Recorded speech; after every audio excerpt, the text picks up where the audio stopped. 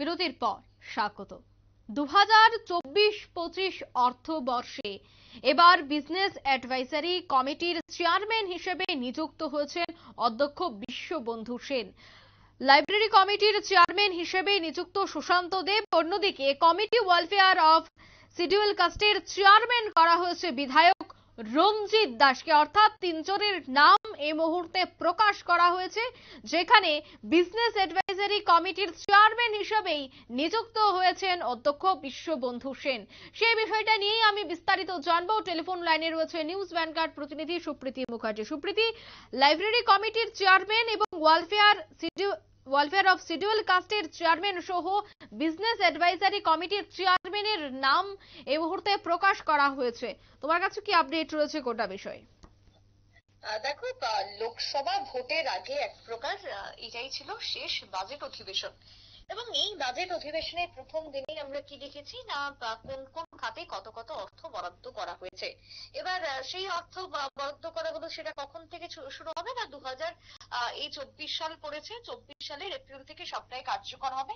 April থেকে শুরু হয়ে একেবারে 25 সাল পর্যন্ত চলবে, অর্থাৎ 2024-25 যে অর্থবর্ষ, সেই অর্থবর্ষের বাজেট পেশ ইতিমধ্যেই হয়ে গেল।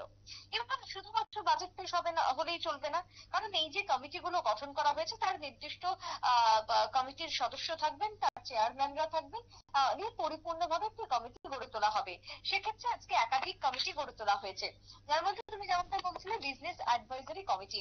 হ্যাঁ, সেই বিজনেস অ্যাডভাইজারি কমিটি, সেই কমিটির ইতিমধ্যেই সদস্য রয়েছেন, বিশেষ করে ট্রেজারি বেঞ্চের বহু মানুষই সেই জায়গাতে সদস্য রয়েছেন। বিধায়কদের মধ্যে তোমার সুশান্ত চৌধুরী, রতনলাল নাথ থেকে শুরু করে তোমার কল্যাণী সাহারায় থেকে শুরু করে তোমার প্রণজিৎ সিংহ রায় থেকে শুরু করে প্রত্যেকেই কিন্তু অ্যাডভাইজারি কমিটির সদস্য রয়েছেন। কিন্তু এই অ্যাডভাইজারি কমিটির চেয়ারম্যান হিসেবে নিযুক্ত হলেন অধ্যক্ষ তথা বিধায়ক বিশ্ববন্ধু সেন। এবার এই যে অ্যাডভাইজারি কমিটি, সেটা কত নম্বর ধারা, 233 ধারা এবং 1 উপধারা অনুযায়ী এই কমিটিটি গঠন করা হয়েছে। এছাড়া রয়েছে দেখো রুলস কমিটি। বিধানসভাতে বিভিন্ন রুলস থাকে, বিভিন্ন রুলস এর কমিটি গঠন করা হয়, সেই রুলস কমিটিও গঠন করা হয়েছে।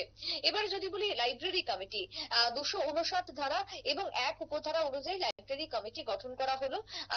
দুঃখিত, হ্যাঁ, লাইব্রেরি কমিটি গঠন করা হলো এবং দুঃখিত, রুলস কমিটি গঠন করা হলো 259 ধারা অনুযায়ী, এবং লাইব্রেরি কমিটি যেটা গঠন করা হয়েছে সেটা 204 নম্বর ধারা অনুযায়ী গঠন করা হয়েছে। এই লাইব্রেরি কমিটির চেয়ারম্যান হয়েছেন সুশান্ত দেব। এবার যদি বলি তোমার এছাড়াও বহু কমিটি রয়েছে, তার মধ্যে যেমন public undertaking chairman, public undertaking যে চেয়ারম্যান, সেক্ষেত্রে চেয়ারম্যান হিসেবে নিযুক্ত করা হয়েছে কিশোর বর্মনকে। 204 এবং 1 উপধারা, 204 ধারা 1 উপধারা অনুযায়ী পাবলিক আন্ডারটেকিং এই বিশেষ কমিটি গঠন করা হয়েছে। এছাড়াও তোমার committee of welfare of AC chairman, অর্থাৎ কমিটির ক্ষেত্রে রয়েছে তোমার শিডিউল কাস্টের যে কমিটি, সেই শিডিউল কাস্টের ক্ষেত্রে রঞ্জিত দাসকে চেয়ারম্যান হিসেবে নিযুক্ত করা হয়েছে।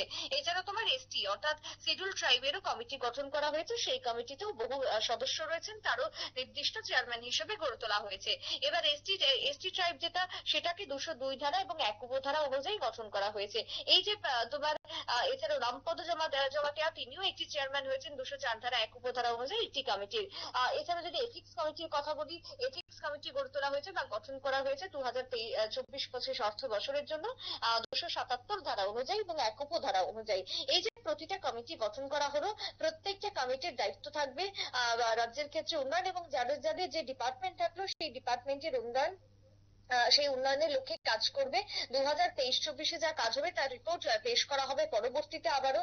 তবে আপাতত আজকের বিধানসভার দ্বিতীয় অধিবেশনে কিন্তু দ্বিতীয় অধিবেশন বলতে কি 12টার পরের থেকে আমরা দেখেছি যে নতুন ভাবে কমিটি গঠন, এবং সেই কমিটিতে কারা কারা সদস্য থাকছেন, কারা কারা সদস্যরা থাকছেন, সেই সদস্যদের নাম ঘোষণা এবং তার সঙ্গে তোমার চেয়ারম্যানদের নাম ঘোষণা করা হলো। আজকে নাম ঘোষণা করলেন অধ্যক্ষ বিশ্ববন্ধু সেন। অর্থাৎ 2023-24 অর্থবর্ষ একদিকে, অন্যদিকে লোকসভা ভোট, তাকে সামনে রেখেই কিন্তু এলাকার উন্নয়নের কাজ খতিয়ে দেখার জন্য বা এলাকার উন্নয়নের মূলক কাজ চালিয়ে যাওয়ার জন্যই এই নতুন ভাবে কমিটি গঠন করা হলো। সেখানে শুধুই যে শাসক দলের বিধায়করা রয়েছেন তা একেবারেই নয়, বিরোধী বিধায়করাও রয়েছেন বিভিন্ন কমিটিতে, তাদেরও নির্দিষ্ট পদ রয়েছে, তারাও বিভিন্ন গুরুত্বপূর্ণ দায়িত্বে রয়েছেন, যেমনটা অধ্যক্ষ বিশ্ববন্ধু সেন আজকে বিধানসভার মধ্যে জানিয়েছেন। অঙ্কিতা, একদমই ধন্যবাদ সুপ্রীতি।